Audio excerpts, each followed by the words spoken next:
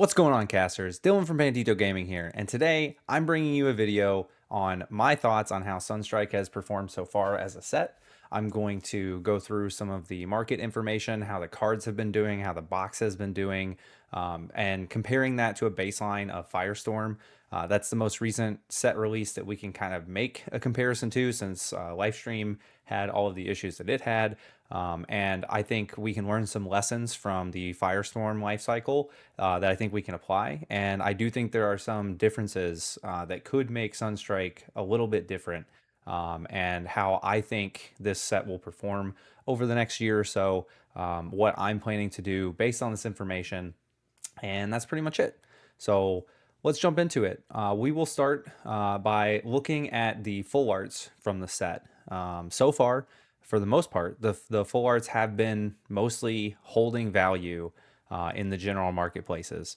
I don't know that these are the exact prices that I would look at. Like the market price for $50 for Lumavale is definitely a little high, but you can see there are quite a few full arts that have been staying around that $30 to $40 mark pretty consistently.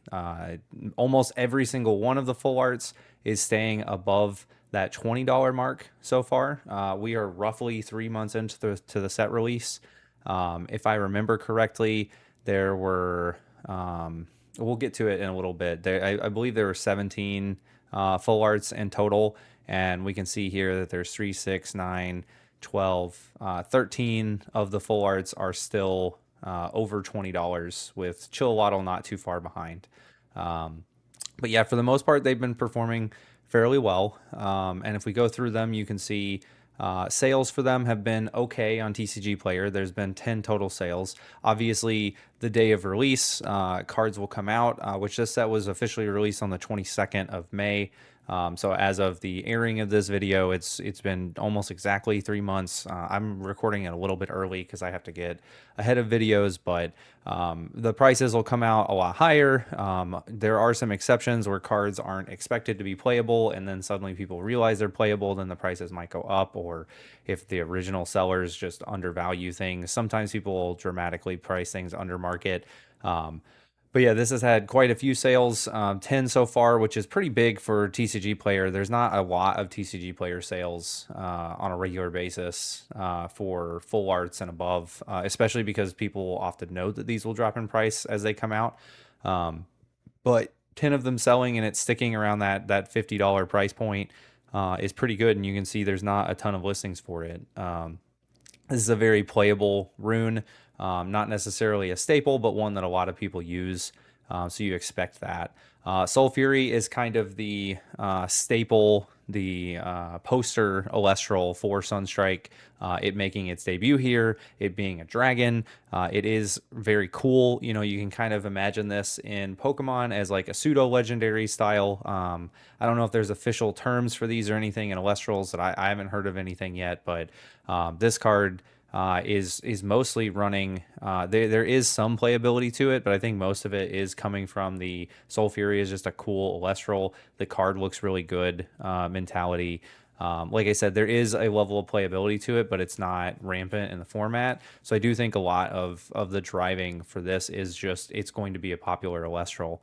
Then the Pantera full art. This is definitely not a top.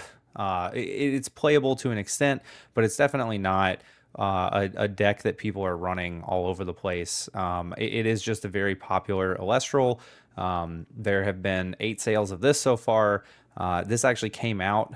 There was somebody who posted these only at $35, and those got eaten up pretty quick. And then it has jumped up a little bit since then. I think people have realized, like, as a texture, as one of the few textured cards in the set, as one of the most popular Elestrals in the game, I think this is one that will probably hold its value better than a lot of these other full arts. Looking at Aries, Divines are very playable, but they usually don't sell the full arts that often. Again, there's just not a lot of full art transactions on TCG Player, so it can be hard to really judge this. I like to go by the marketplace, and the Elestrals marketplace. These have been selling consistently between $30 and $40. So I think the TCG Player price is actually correct. There's just not a lot of sales going on at these prices right now. Now, I think comparing these to where the FireStorm full arts were at the same point in their lifespan is very useful, and that's what I'm going to do now is look through the like for like. Here's similar cards between what we've talked about and what we'll look at to see how we can kind of expect these to run. Now, an interesting thing for Firestorm is that the stock for most of these full arts has just disappeared. A lot of the cards have gone down in price, but as you can see, most of the top cards are down to only a couple of listings, and the ones that have listings are generally way above where market is. So you can see from the divines, these things have sold out. Now, will people come and flood the market for them at some point? There's not a ton of Firestorm available out there, but there could be people just holding on to these cards that opened them that just never really decided to sell them or anything. There could be game stores that have these, but if we take a look at some of these and break them down, we can start with Hestia. Hestia, as you can see, was up around the $30 mark. There were a lot of sellers who came on the market in the 20s. Those got gobbled up very quickly. And then there just hasn't been a lot of transactions, and there hasn't been a lot of people listing them. So there was a purchase for $60 just a couple months ago, and just nobody's listed one since then. So this could be a card that is primed to move up into that $50, $60, $70 range again. But just nobody has posted it. I think the divines in general are very collectible, very playable as well, and so they are cards that I think consistently will do fairly well. They won't always be the number one card in the set, but they'll have good value. Now, looking at some of these mid-tier cards, like Nixamera here, you can see that this card was actually over $30 a year ago. So 1 year ago is roughly the 3-month mark of Firestorm. So Firestorm came out roughly 1 year and 3 months ago. So we're looking, if you go to the year back, you're looking at roughly the current point in the life cycle that Sunstrike is, but for Firestorm. And at that point, you can see this card was $30, and it has since dropped to low 20s. Very similar story around the Earthquake rune. This card here was up in the 60s and 70s, and over the last year, it has dropped to the 30s. So is that something that we could see with Lifestream, where Argo could drop down into the 30s? Could the Divines drop down into the 20s or 30s? Could these mid-tier full arts like Ash Rabbit and Dug Abyss, could those start dropping down, have their price between now and a year from now? Or a lot of them were more like 3 to 6 months. I think that's probably what's going to happen if I had to guess. I think a lot of these non-top tier cards, especially if they don't improve in playability or we don't have an injection of a bunch of people in the market, I do expect these to start to show up more on the marketplace and drop their prices. I wouldn't be surprised if we see a $30 to $35 Soul Fury in 6 months from now. I do think the availability of boxes and packs could affect that. I do think Sunstrike is a lot less available places than Firestorm was when it first came out. You could find Firestorm boxes pretty much everywhere for $60 to $75, and Sunstrike just doesn't have that.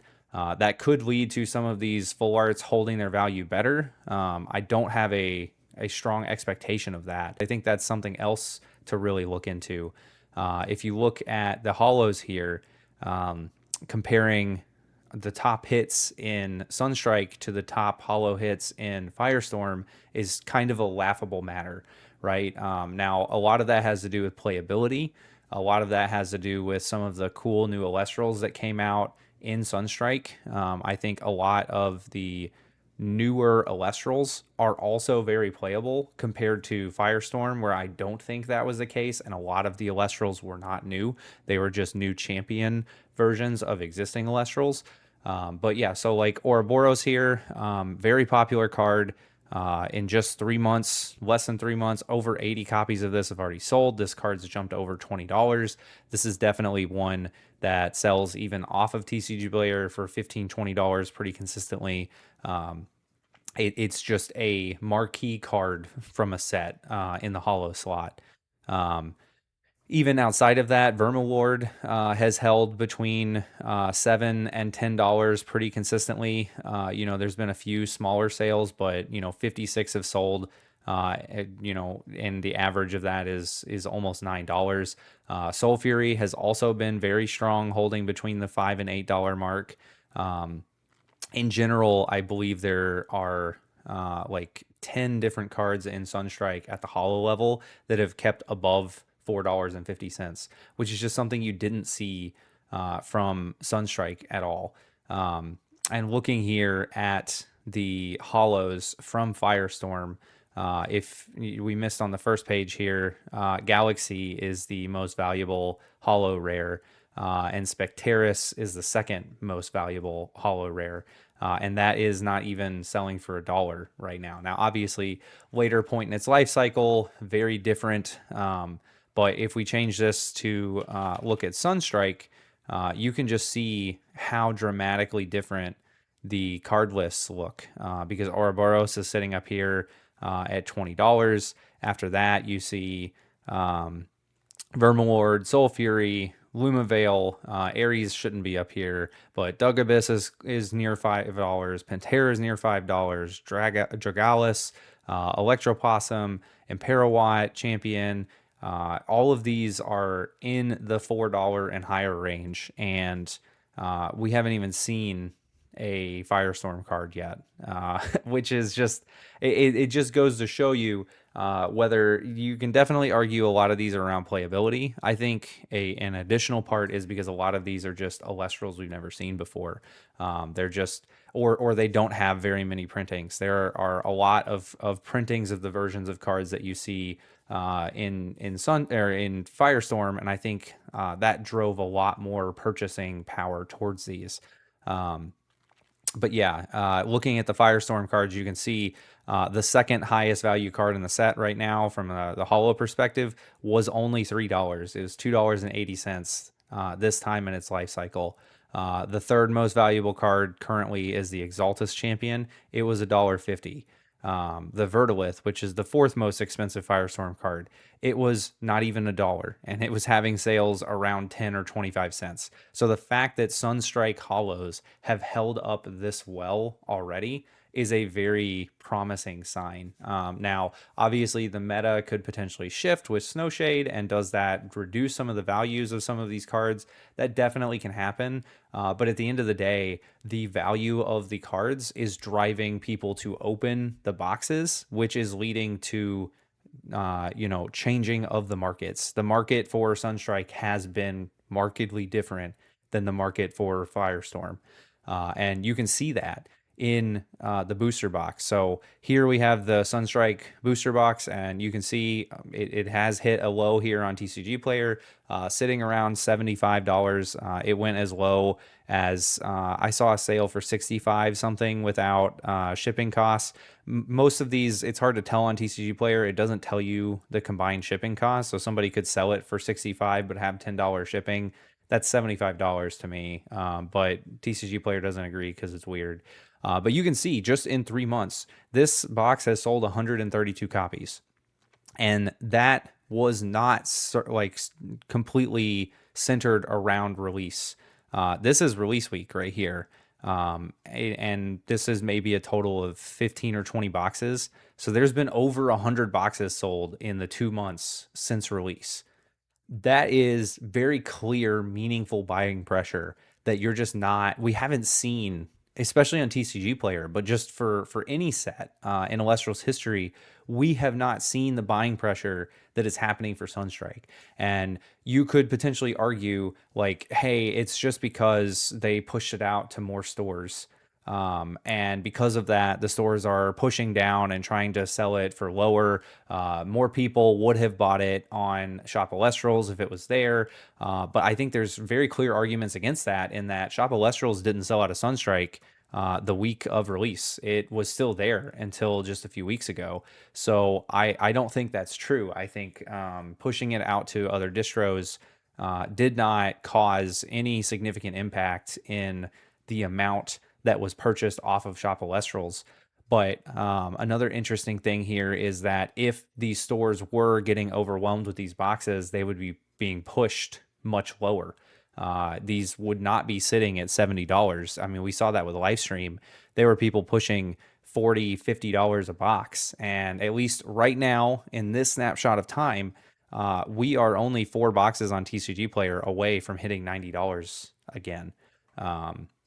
And that $90 point is a significant value, because that is where wholesale cost makes you profitable when you sell on a marketplace like TCG Player or eBay.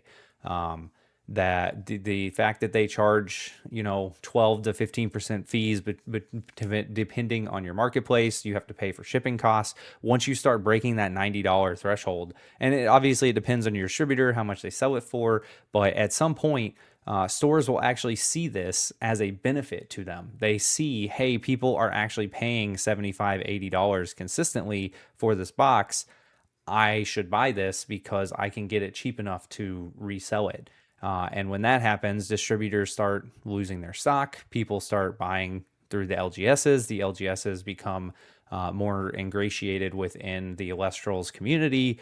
People can start forming actual groups to play at your LGS. It's a very key milestone of maintaining that value point. Now, is it possible that there's tons of these boxes sitting out at distribution, and distribution just hasn't gotten tired of it yet? And at some point in the next 3 or 4 months, maybe they force people to bundle this together. A bunch of stores that don't want Elestrals end up getting it, and then just end up dumping it, and the price drops all the way down to $50 or $60 again. Potentially, right? That is definitely something that's on the board. I personally, when I see $60 Sunstrike boxes, am jumping on them. If I can find somebody who has $60 cases or $60 boxes in a case format, and I could get a case for 720, that's cheaper than I was able to buy it from wholesale originally, and I would definitely buy that.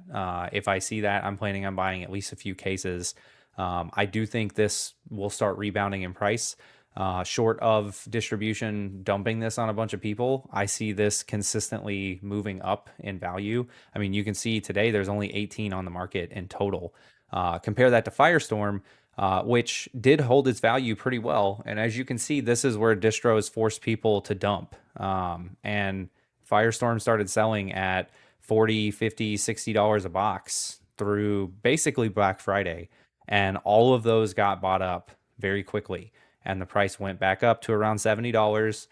We had some more people list some small amount of boxes around the $50 mark, and then it went right back up. And FireStorm is running out in a lot of distros. FireStorm's almost out of Shop Elestrals, and I think I've mentioned before, I think this box is on a path to hitting $100 at some point soon. I think this box will be consistently selling over $80 and pushing 90 by the end of this calendar year. And I think Sunstrike will probably follow the same path.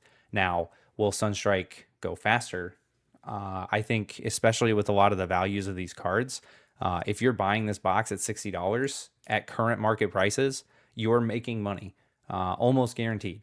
Right? When half of the Holo rares are worth at least $4, and you're paying roughly, just depending on where you're getting it, but let's say out of the 24 packs, if you pay $65 for this, you're basically paying $2.50 per pack, with a pretty decent chance, Now, obviously, variance plays a factor in there, but if you were to open 10 of these boxes, you would probably expect a reasonable spread of different hits. Now, I do know there's batching in Sunstrike. You could hit a really good batch and get, 9 Ouroboroses from 10 boxes. You could hit a really bad batch and get 0 of them.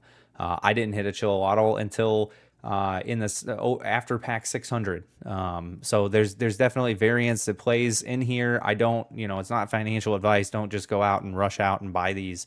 But I already made a video showing how I made money off of opening Sunstrike packs, and I legitimately think that's probably still a reasonable strategy that you could do today at these prices. If you can get boxes around $60, now I think there will be a drop off fairly soon, especially once Snowshade comes out.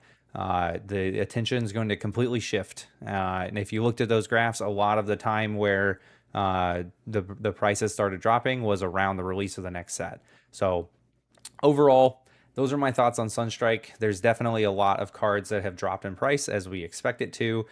There are some cards that have maintained prices, which is completely out of nowhere.